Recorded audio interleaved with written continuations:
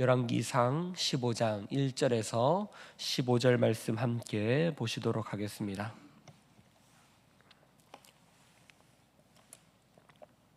열왕기상 15장 1절에서 15절 말씀 함께 봉독하도록 하겠습니다.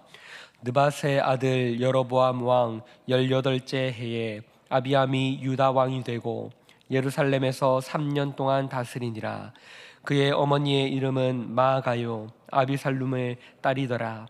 아비암이 그의 아버지가 이미 행한 모든 죄를 행하고 그의 마음이 그의 조상 다윗의 마음과 같지 아니하여 그의 하나님 여호와 앞에 온전하지 못하였으나 그의 하나님 여호와께서 다윗을 위하여 예루살렘에서 그에게 등불을 주시되 그의 아들을 세워 뒤를 잇게 하사 예루살렘을 견고하게 하셨으니 이는 다윗이 햇사람 우리아의 일 외에는 평생에 여호와 보시기에 정직하게 행하고 자기에게 명령하신 모든 일을 어기지 아니하였음이라.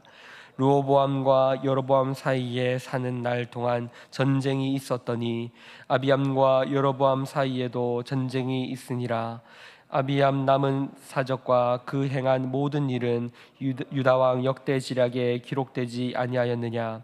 아비암이 그의 조상들과 함께 자니 다윗성에 장사되고 그 아들 아사가 대신하여 왕이 되니라. 이스라엘의 여로보암 왕 제20년에 아사가 유다 왕이 되어 예루살렘에서 41년 동안 다스리니라. 그의 어머니의 이름은 마아가라 아비살롬의 딸이더라. 아사가 그의 조상 다윗같이 여호와 보시기에 정직하게 행하여 남색하는 자를 그 땅에서 쫓아내고 그의 조상들이 지은 모든 우상을 없애고 또 그의 어머니 마아가가 혐오스러운 아세라상을 만들었으므로 태우의 위를 패하고 그 우상을 찍어 기드론 시냇가에서 불살랐으나 다만 산당은 없애지 아니하니라.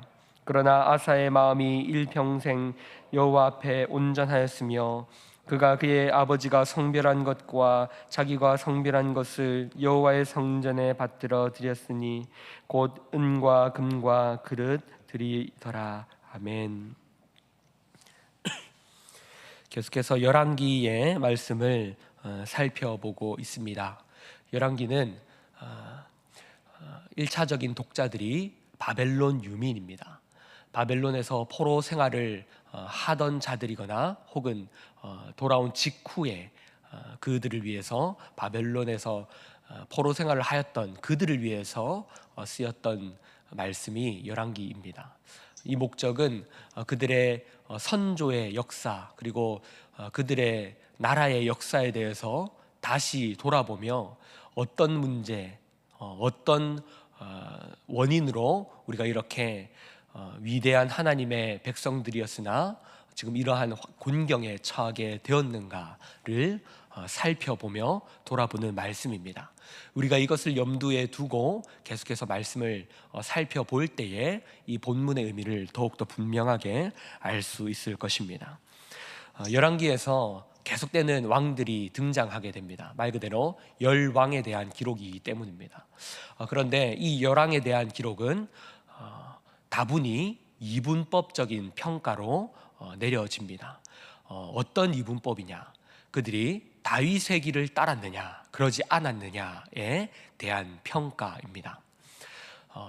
이렇게만 보면 다윗이 하나님 앞에서 온전하게 행하였기에 그의 길을 따르면 복을 받고 다윗처럼 온전한 길을 따르지 않으면 저주를 받는다라는 식으로 이해할 수 있습니다.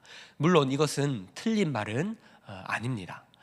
다윗이 하나님 앞에서 온전하게 행하기 위해서 그는 평생을 노력했고 하나님과의 관계를 그 무엇보다 우선시하였고 그렇기에 하나님께서 다윗을 향하여서 그 중심이 항상 올바랐으며 그는 나의 마음에 합한 자다라는 평가를 내렸기 때문입니다.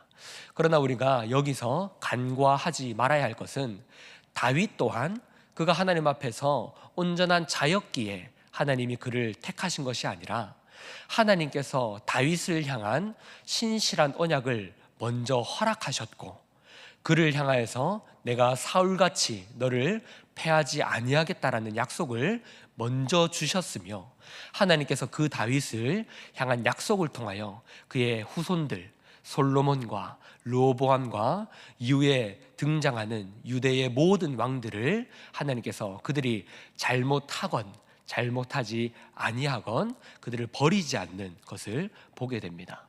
오늘 말씀에서도 다윗을 이야기하시며 하나님께서 그의 후손들이 잘못을 할 때에도 버리지 않는 것을 보게 됩니다.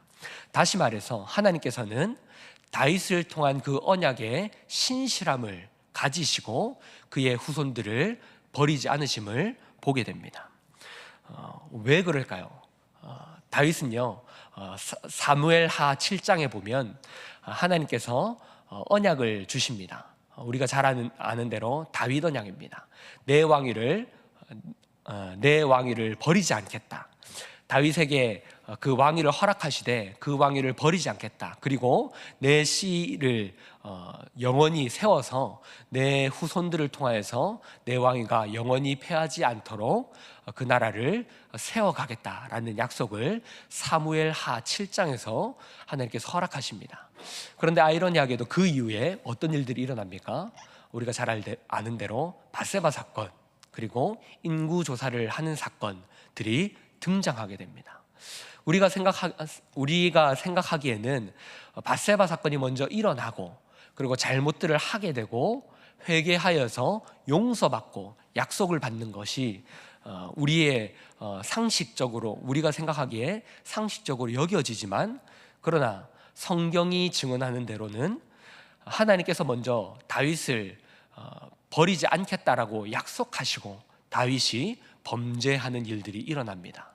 이것처럼 하나님은 그 언약을 버리지 않는 분이시며 그를 영원히 세우겠다라고 하신 그 약속을 통하여서 그의 후손을 통하여서 결국 예수 그리스도를 보내주시는, 그의 나라가 영원히 이어지되 예수 그리스도를 통하여서 결국 완전히 그 나라가 세워지게 됨을 보여주시는 그 일들을 말씀하고 계신다는 것을 우리는 말씀을 통하여서 확인하게 됩니다. 이 구약의 역사들은 예수님이 아직 오시기 전의 역사이기 때문에 헷갈립니다. 예수님을 통하여서 우리는 그 역사가 어떻게 이루어지는지를 분명히 알게 되지만, 이스라엘 백성들은 이 예수 그리스도에 대한 계시를 온전히 받지 못하였기 때문에 이 역사를 오해하게 됩니다. 그리하여 해서 예수님이 오시던 그 당시에는 그들이 이 열왕기 역사를 통해서 어떤 결론을 내리게 되냐면, 우리가 율법을 온전히 지키지 못하였으므로 율법을 지켜야 한다는, 율법을 지키지 않았으므로 버림받았다. 그러므로 우리가 율법을 온전히 지키자라는 율법주의로 빠지게 됩니다. 그래서 바리새인과 같은 극단적인 율법으로 구원을 받으려고 하는 자들이 등장하게 되고, 많은 이스라엘 백성들이 그 바리새인과 서기관들의 가르침을 따라서 말씀을 지키려고 합니다.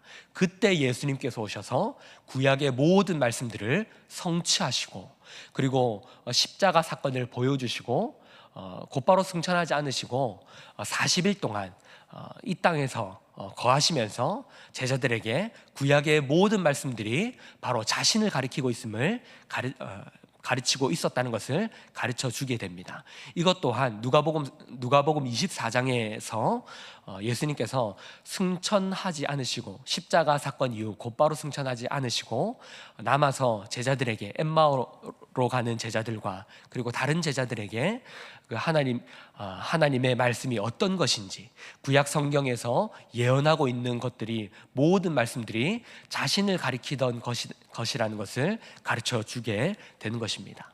이런 말씀의 성취를 통하여서 우리는 이 지금 구약의 모든 이야기들이 그리스도를 향하고 있다는 것을 깨닫게 됩니다.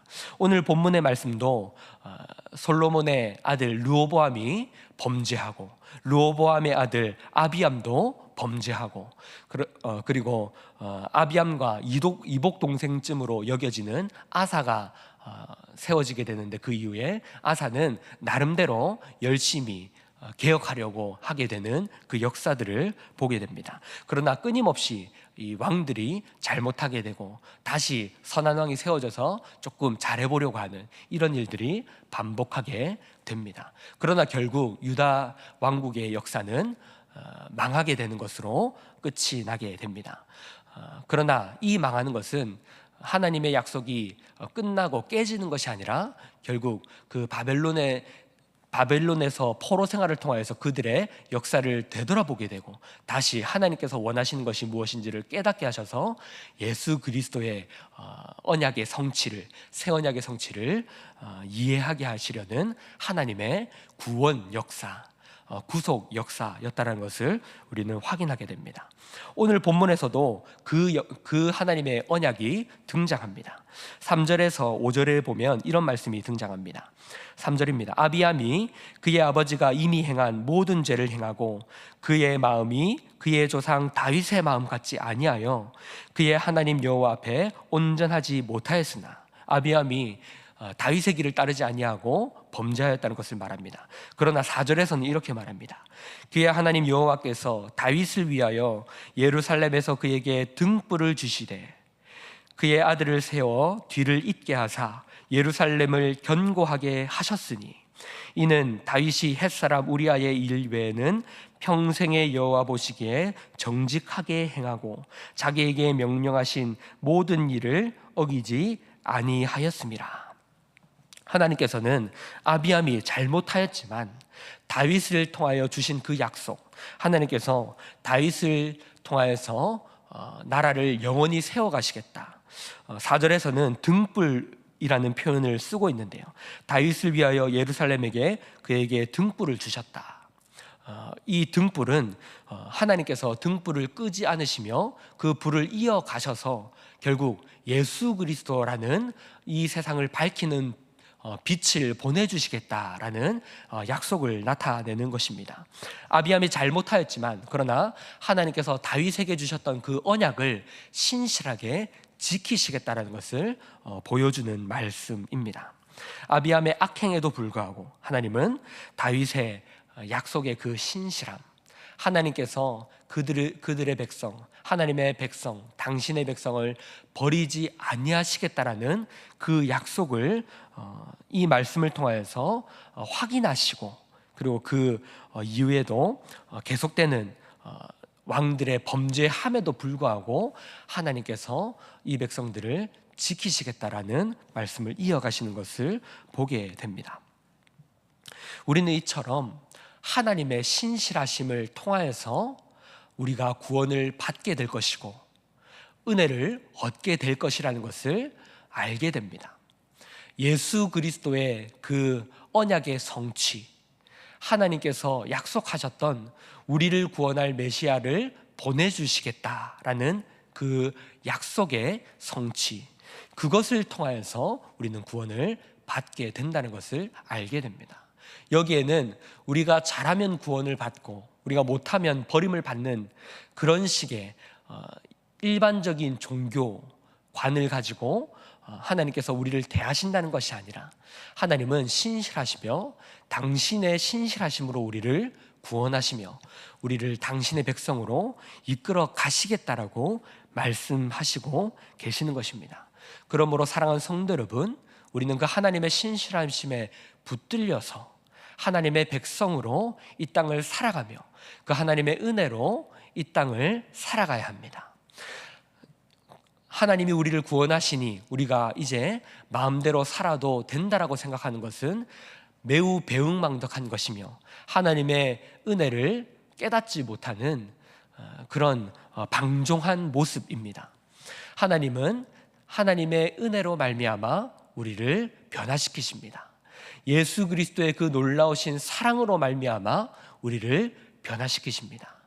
결국에 십자가에서 보이시는 그 놀라운 사건, 우리가 하나님을 배신하고 하나님을 외면할지라도 하나님께서는 내가 너를 사랑한다 라고 말씀하시며 보여주시는 그 놀라운 십자가 사건을 통하여서 하나님이 보여주셨듯이 우리는 그 하나님의 사랑을 기억하며 우리의 삶 가운데 그 하나님의 사랑을 보답하는, 하나님의 사랑을 또한 닮아가는 자들로서 우리는 하루하루를 살아가야 할 것입니다.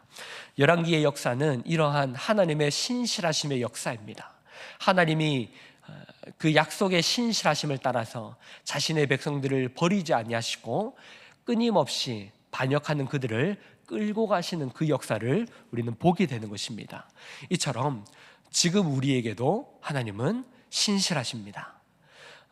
우리가 늘 잘못하며 하나님 앞에 불순종할지라도 하나님은 우리를 버리지 아니하시며 우리가 돌아오도록 하나님은 기다리십니다. 그러므로 우리는 하나님의 그 신실하심을 기억하여서 하나님의 그 사랑에 보답하며 그 사랑을 닮아가는 자들로 하루하루 살아가야 할 것입니다. 말씀을 정리하겠습니다. 사랑하는 성도 여러분, 우리는 그 하나님의 사랑을 입은 자들입니다. 하나님은 우리를 버리지 아니하시며 하나님은 우리를 불꽃 같은 눈동자로 지켜 보호하시는 분이십니다. 그 하나님의 사랑을 기억하시면서 이 세상을 살아갈 때에 하나님의 그 사랑을 나타내는 자들로, 사랑을 이어가는 자들로 살아갈 수 있기를 주님의 이름으로 축복합니다. 우리 말씀을 기억하면서 함께 기도하실 때에 우리를 포기하지 않으시는 하나님의 신실하심을 기억하고 주어진 삶에서 그 은혜를 기억하면서 하나님 보시기에 정직한 삶을 살 수 있도록 우리 함께 기도하시고, 개인의 기도 제목 또한 앞에 보이시는 공통의 기도 제목과 개인의 기도 제목으로 기도하도록 하겠습니다. 기도하시겠습니다.